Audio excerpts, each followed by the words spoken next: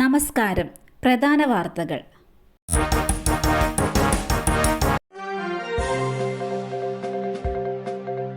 ലഹരിക്കെതിരെ പോരാടാൻ വിദ്യാർത്ഥി സംഘടനകളുടെ യോഗം വിളിച്ച മുഖ്യമന്ത്രി.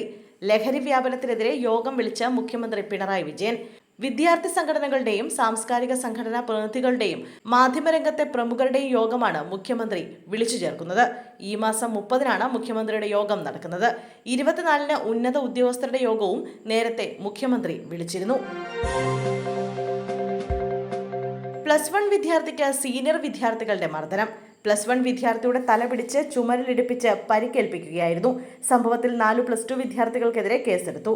നാദാപുരം പേരോട് MIM-HS സ്കൂളിലായിരുന്നു അതിക്രമം.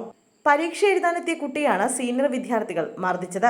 ഷർട്ടിന്റെ ബട്ടൺ ഇട്ടില്ല, താടി വെച്ചില്ല തുടങ്ങിയ കാരണം പറഞ്ഞായിരുന്നു മർദ്ദനം. കുട്ടിയുടെ പരാതി പ്രകാരമാണ് നാദാപുരം പോലീസ് കേസെടുത്തത്.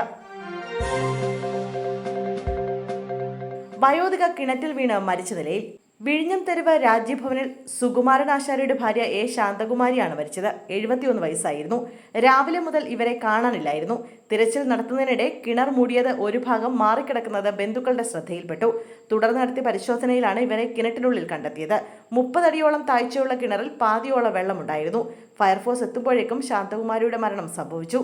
വിഴിഞ്ഞം പോലീസ് അന്വേഷണം ആരംഭിച്ചു. ഗാനമേളയ്ക്ക് പോകരുതെന്ന് വീട്ടുകാർ വിലക്കി. 9ാം ക്ലാസ് വിദ്യാർത്ഥി ജീവനൊടുക്കി. മണ്ണൂർ സ്വദേശി ജ്യോതിഷിന്റെ മകൻ ശ്രീഹരിയാണ് മരിച്ചത്. ഇന്നലെ വൈകിട്ടാണ് സംഭവം. മണ്ണൂർ കൈമാങ്കുന്നത്ത് കാവിലെ പൂരവുമായി ബന്ധപ്പെട്ട് നടക്കുന്ന ഗാനമേളയ്ക്ക് പോകരുതെന്ന് വീട്ടുകാർ വിലക്കിയിരുന്നു. ഇതിൽ മനംനൊന്ത് തൂങ്ങി മരിച്ചു എന്നാണ് പ്രാഥമിക നിഗമനം. ഈ സമയം മുത്തശ്ശി മാത്രമാണ് വീട്ടിലുണ്ടായിരുന്നത്. ഉടൻ തന്നെ പത്തിരിപ്പാലയിലെ സ്വകാര്യ ആശുപത്രിയിൽ എത്തിച്ചെങ്കിലും മരണം സംഭവിച്ചു. മൃതദേഹം ആശുപത്രി മോർച്ചറിയിൽ സൂക്ഷിച്ചിരിക്കുകയാണ്. പോസ്റ്റ്മോർട്ടത്തിന് ശേഷം ബന്ധുക്കൾക്ക് വിട്ടു നൽകും. കണ്ണൂരിൽ മെഡിക്കൽ ലാബ് നടത്തുകയാണ് ശ്രീഹരിയുടെ പിതാവ് ജ്യോതിഷ്.